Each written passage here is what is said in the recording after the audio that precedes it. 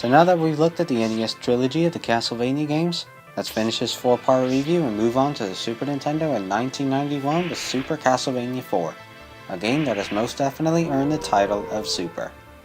Once again, we take on the role of Simon Belmont, and yes, they have spelled his name right this time.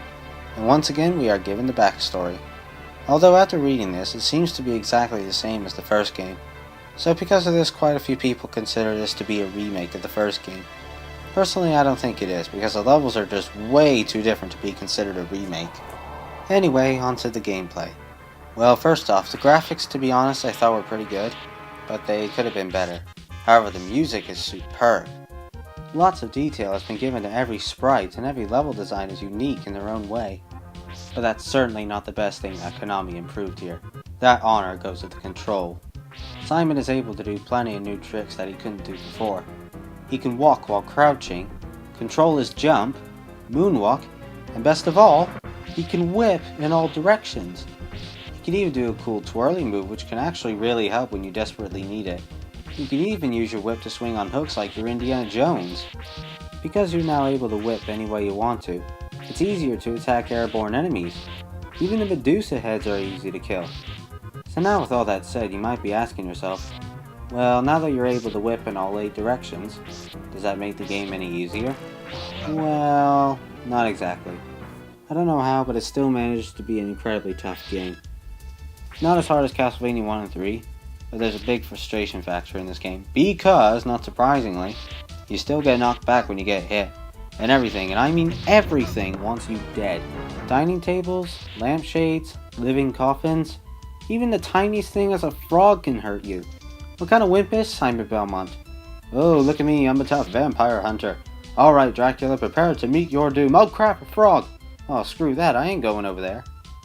Another thing I find quite aggravating is that the levels are a little too long, because trust me, there is nothing more frustrating than making it so far into the level and then losing all your lives. Oh god damn it! But even with the hair-pulling difficulty, this game is still incredibly fun. Just the thought of doing anything you want more than makes up for it. Well, almost. The formula for each level is exactly the same as Castlevania 1 and 3. However, as well as old bosses making a return, this game introduces some new ones. As well as the whip power-ups, all the sub-weapons are back. The axe, the holy water, the cross, the knife, the boomerang, you get the idea. The password system is exactly the same as the third game. Type in your name and put the right symbols in the right place.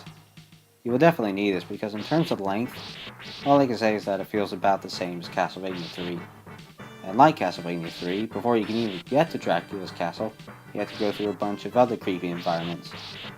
So, is there anything else I don't like about this game?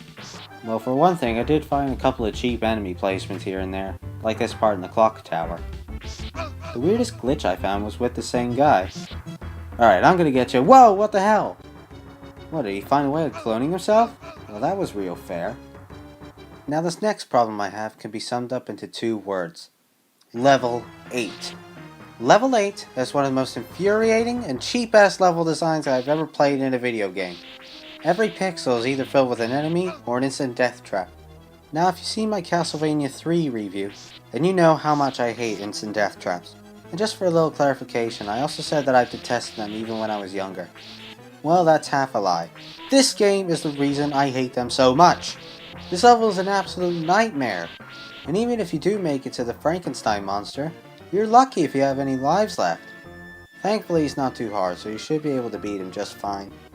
Ugh, now that I've gotten that out of the way, let me talk about the final 2 stages. This is where the game starts to get really good. The best thing I could say about these levels is that they play music from all 3 Castlevania games. And the Bloody Tears remix not only makes this my favorite version of the song or my favorite Castlevania tune, but one of my favorite tunes of all time.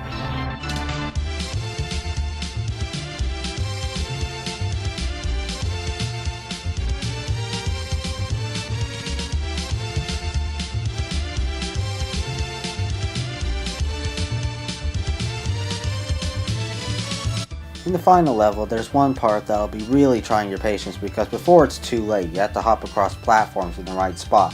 Otherwise these spikes will hurt you, and believe me, they are instant death. After you pass through the spikes, you have to fight 3 bosses before Dracula.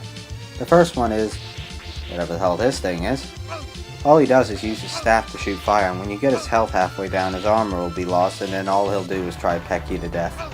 The second boss is some sort of gargoyle devil thing who likes to spit a lot of fire at you. Surprisingly, he's not that hard once you know his attacks. The third boss is Death, whom for some reason has his own magnetic field because he's able to suck you towards him while he's throwing his scythe at you like a boomerang. So after defeating all the bosses, we can finally confront Dracula, complete with torches that light up as you walk. There's also a secret stock up near the stairs which I recommend you take because it's not an easy battle. But if you're feeling hardcore, then you always have the option of whipping the candles to the last corridor.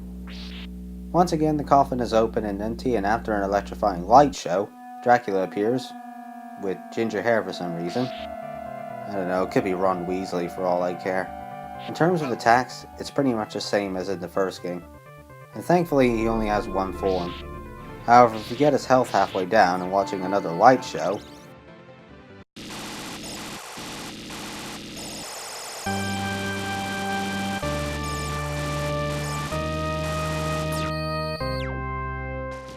what the hell? Oh well, it's time to kick his ass once and for all.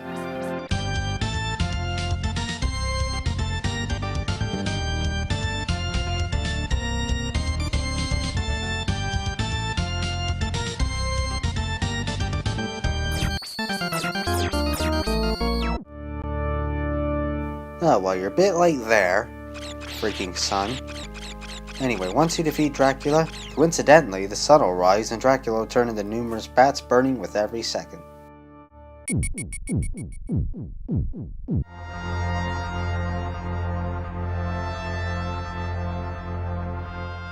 While Simon's rather long hair flows in the wind, Dracula's castle crumbles once more and then the credits roll, showing little replays with astonishingly cheery music. So, after 20 years later, how does the game hold up? Actually, pretty damn well. Out of the whole quadrilogy, this one really sticks out as being pure awesome. Unfortunately, the problems I mentioned earlier really stopped me from giving this game a perfect score.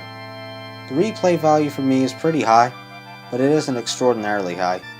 All I can say is that you may want to take a break after a couple levels before you get sick of it. But, other than that, Super Castlevania 4 is a damn good game. It solves all the problems that were mentioned in the previous games, which gives the player a fair challenge. Well, for the most part. So for my final score, I'll give this game a 9.2 out of 10, standing for awesome, but take a break occasionally. Well, that does it, folks. That's all the Castlevania games I'm going to be reviewing for now. Maybe in the future I'll talk about some of the later games. But for now, I just wanted to show you what Castlevania games were like back then. And I hope the videos have really encouraged you to give them a try, with the exception of Castlevania 2. Castlevania 1, 3, and 4 are all classic games that you shouldn't miss out. If you weren't pleased with the later Castlevania games on the Xbox 360 or DS, then just ignore those games and try out the classic games. You won't regret it. And as soon as you beat Castlevania 4, while you're watching the castle crumble and listening to the cheerful music, it leaves you with a happy feeling because you worked so hard and it was of great use. Evil is no more, and everybody can live peacefully. I'm Josh Smith from Reviews of Yesteryear. Take care.